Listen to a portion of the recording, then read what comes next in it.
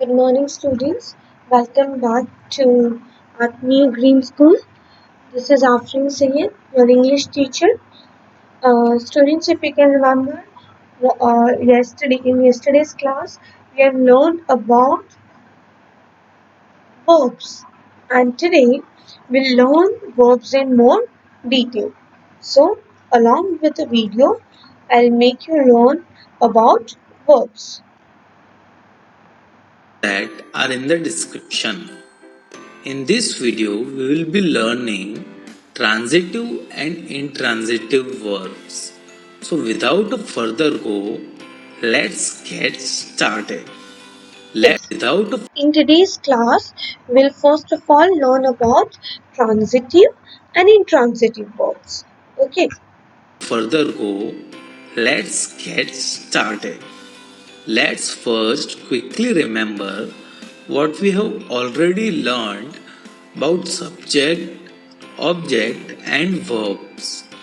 Let's understand it with an example. Rubina is eating a pizza. Here, who is the doer of the action? Rubina. So, Rubina is a subject here. And what is the action performed by Rubina? Eating. So, it's a verb. And what she is eating or who is at the receiver end? Pizza. So, it's an object. Please note, to identify any object, we use what or whom question. In this case, we used what to identify the object. Please also okay, students. Now, subject, object, and verb. Subject is one we are talking about. Okay, so whatever we are talking about is our subject. So here, Rubina is eating pizza. In this sentence, Rubina is a subject. Okay, now what is she eating? So she is eating pizza. So pizza becomes an object. And what kind of actions she is doing? She is eating. So eating act as an verb. Okay, we have already learned in yesterday's class that action is considered to be as verb. check the lessons from parts of speech after this video. For detailed understanding are in the description. Now that you are let's do transitive verb. Now, first of all, what is a transitive verb? Transitive verb is action that have a direct object to receive that action. So Yes, action that have a direct object to receive that action. When object is directly receiving the action, then it is transitive verb. it's an action verb with a direct object. Let's look into a sentence example to make things clear. The man love his children. Love here is the action performed by the man, which is a subject in this case, and it has a receiver, which is children. As the man is the subject who is doing the action of love, and it has a direct object, children, so it's a transitive verb. Okay, I'll make you understand it more clearly, students. Here the sentence is given, the man loved his children. Okay, so the man is the subject in the sentence. Okay, and the man is passing his action directly to the object, that is his children. So when subject and object are directly related to each other, then it is known as transitive verb. So here love is considered as transitive verb. Let's look into some more sentence example having transitive verb. The doctor cured him. Here, cured is the action and him is the direct object.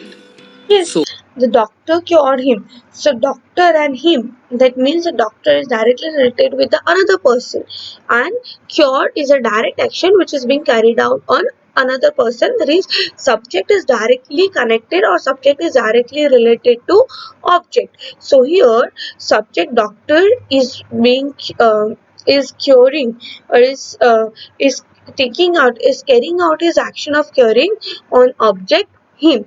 So it is transitive verb. Cured is a transitive verb. So it's a transitive verb. Let's look into next example. She crossed the street.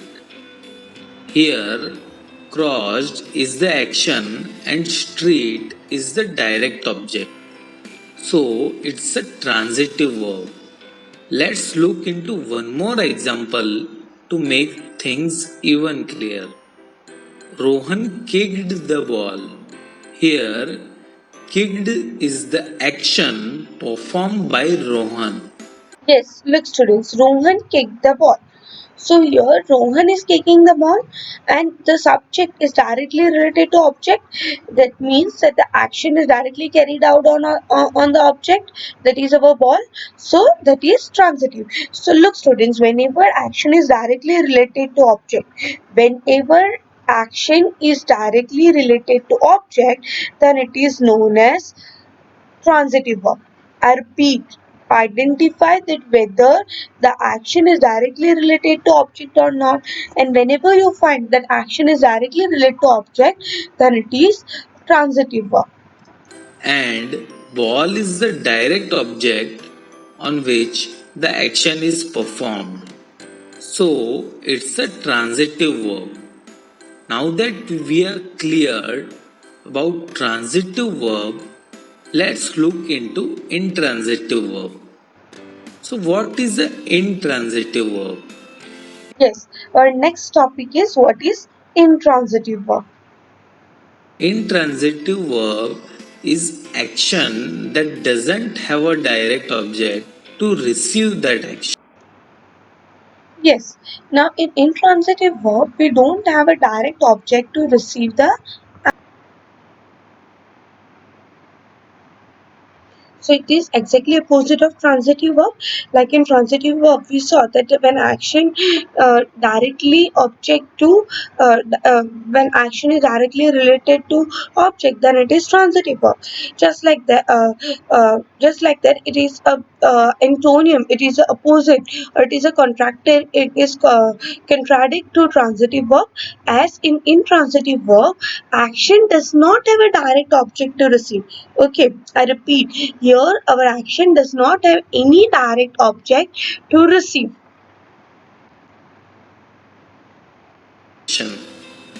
So it's an action verb without a direct object. Let's look into a sentence example to make things clear. Snow fell yesterday. Here, snow is the subject and fell is the action. But we cannot say the snow fell on whom. In other words, there is no direct object to receive the action. Yes, look students, listen. Now here the sentence is snow fell yesterday. So we have the subject, but we don't have any object that on whom or on what does the snow falls. So here we don't have any direct object to receive the action, and we don't when we don't have any direct object to receive the action, then it is known as intransitive verb. So, it's an intransitive verb. Let's look into some more sentence examples having intransitive verbs. We failed. Here, failed is intransitive verb as there is no direct object. Yes, we failed. Now, can you see any direct object over here? No. So here failed is considered as intransitive verb. Linked with it. Let's look into next example. She is sleeping. Here, sleeping is intransitive verb as there is no direct object linked with she. Yes. She is sleeping. Now we cannot find any direct object which is related to she, that is which is related to subject and which addresses our action,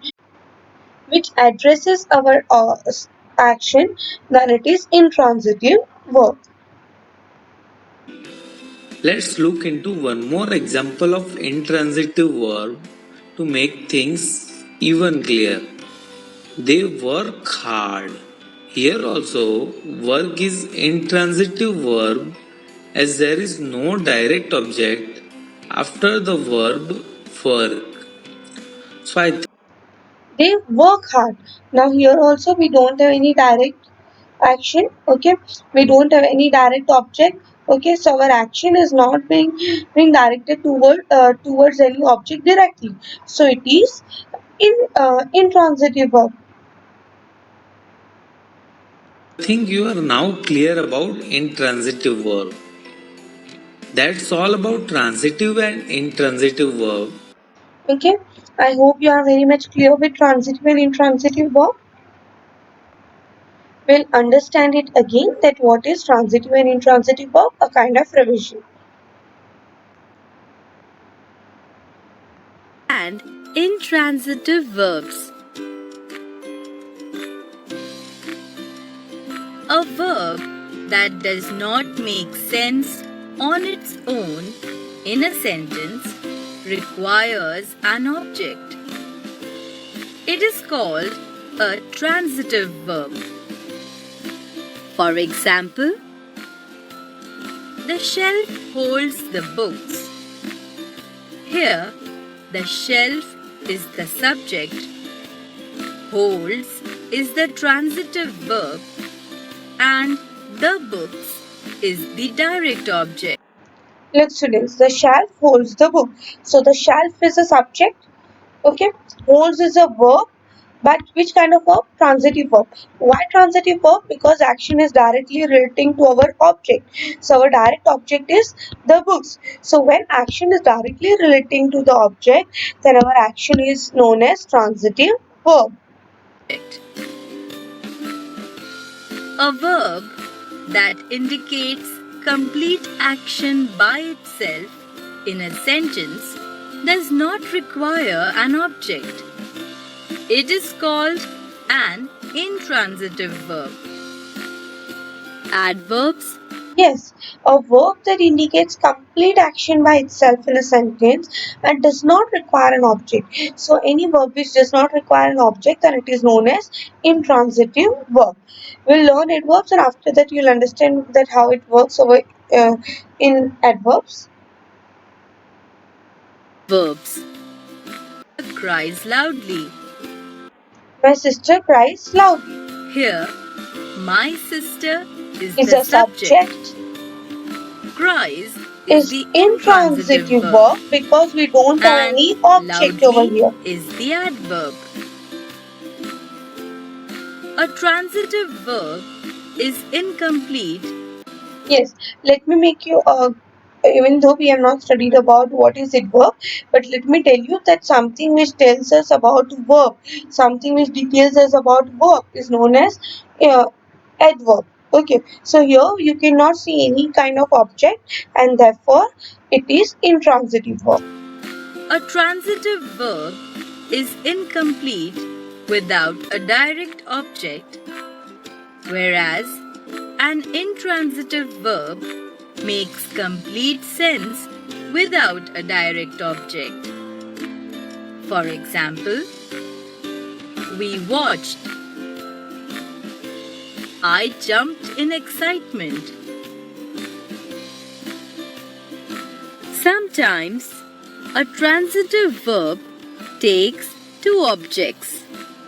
Yes, okay, it does not matter. It's not necessary that every time there is only one object. There may be two objects too. A direct object and an indirect object. The order of the objects can be reversed in some sentences. For example, I lent my toys to my friends. I lent my friends, my toys. Here, my toys is the direct object and my friends is the indirect object. Some verbs can be used in both ways as transitive verb and intransitive verb. For example, Ricky plays football. Ricky plays very well.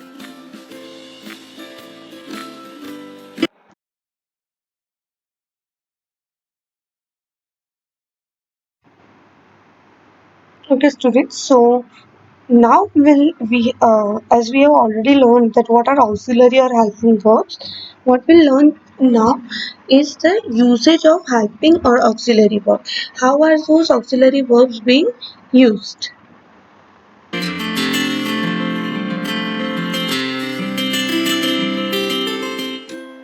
Am, Look, am, is, are, was, were, will be are auxiliary verbs. I repeat, am, is, are, was, were, will be are auxiliary verbs or helping verbs. is, are, was, were, will be. Look at these sentences. I am going to school. Now, understand students that how it is being used. The auxiliary verb am is being used with the first person I. I have already made you study that in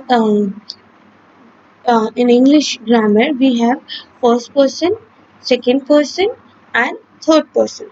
First person is the speaker himself or herself. So the speaker is first person. Second person is to whom we are talking. That is to whom the first person is talking is known as second person.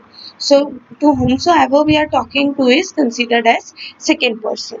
And third person is a person we are talking about. I repeat, third person is a person we are talking about. So whenever there is a first person, we'll use am. So here first person I is used. Here the pronoun first person I. When I have made you study about pronouns, at that time I have made you learn that I is a first person pronoun and which is being used with the helping verb am. Okay, so I am going to school. So here am is helping verb and it is being used by the first person. So whenever there is first person, you'll use am. The teacher is absent today. Now, students, the teacher is absent today.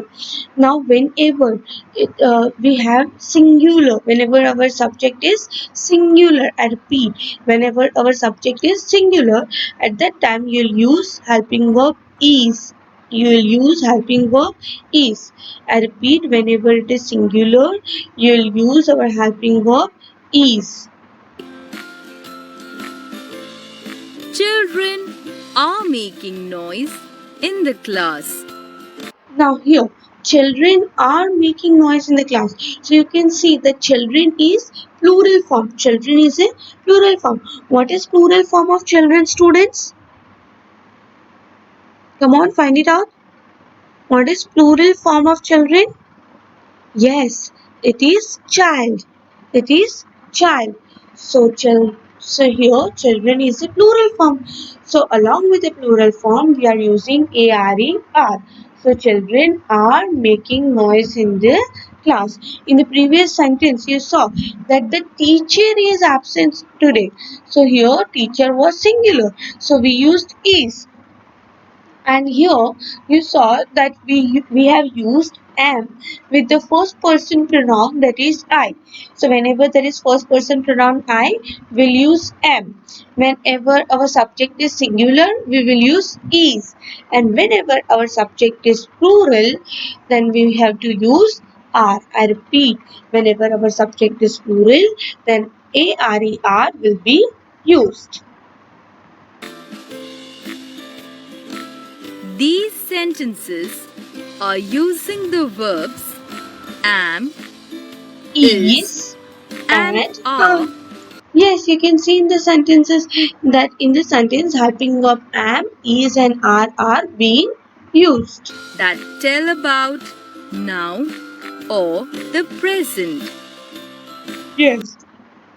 Along with that, uh, along with that, you have to see that am, is, and are always used for the present tense. Present tense means something which is going on, something which is going on. So it is used to show the situation which is current and which is going on for now.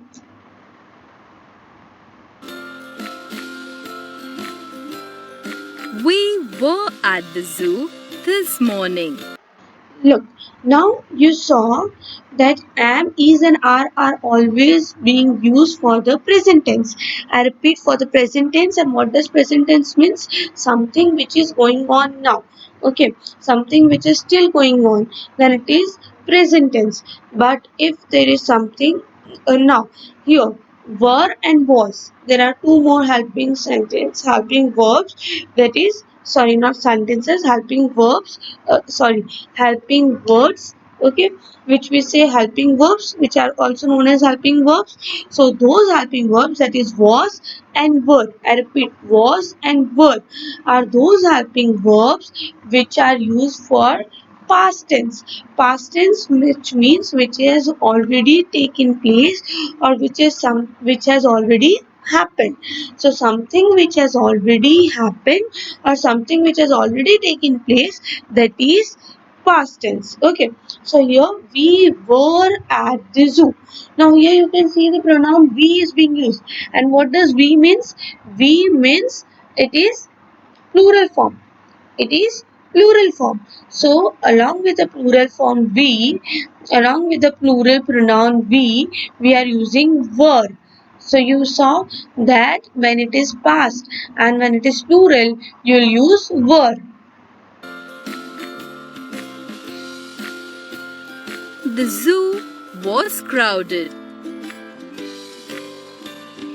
These sentences Now, the zoo was crowded. Now, here you saw here they are only talking about zoo, and zoo is singular, and singular along with that we are using was. So, whenever it is singular, you will use was, and whenever it is plural, you will use were. But was and were are only being used when your tense is past. That means something which has already happened or which had already taken place. Okay, so for past we use was and were, for present we use am, is, and are, and when it is singular past then we use was, when there is plural past then we use were. are using the verbs was and were that tell about the past. Yes, I already told you that they are telling us about past. The zoo was crowded. That means zoo is not crowded in present, but it was crowded. We were at the zoo this morning. So we were at the zoo. That means we are not at the zoo for now, but we were at the zoo in the morning. If we all follow traffic rules, there will be no chaos on the road. Look, if we all follow traffic rules, there will be no chaos on the road. So there will be. So will be shows future tense. Future tense, which means that is not yet happened. I repeat, future tense means something which is going to happen in future, but yet not happened. Yet not happened, but it is surely going to happen in future. Be no chaos on the road. There will be a test tomorrow.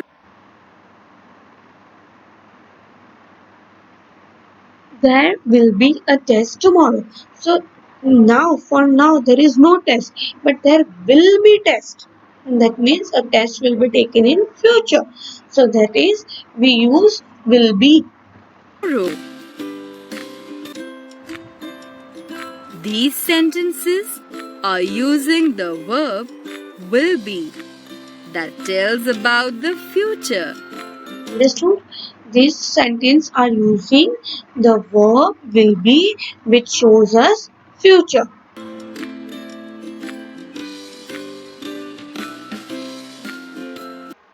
Okay, I hope it is very much clear to you all students and you have understood it well. Now tomorrow we'll learn about finite and infinite verb.